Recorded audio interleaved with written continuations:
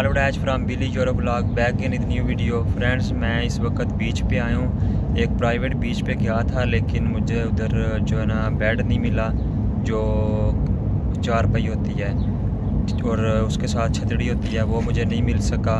तो अब मैं एक जो है ना पब्लिक बीच पे आया हूँ, क्योंकि जो प्राइवेट बीच था उसके ऊपर बंधुओं ने जो है ना पहले ही बुकिंग करवाई होती है, उनके कार्ड वगैरह बने हुए थे। तो उसने बोला कि जो है ना 1 वीक लगेगा, तो ये प्रोसेस बिल्कुल नॉर्मल हो जाएगा। काफ़ी बेड खाली भी थे, लेकिन उसने नहीं एंट्री नहीं दी।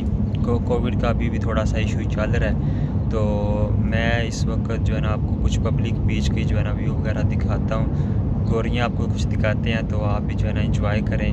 वीडियो को जो है ना लाइक भी कर दें, शेयर भी करें, और जो है ना चैनल को सब्सक्राइब ज़रूर करें।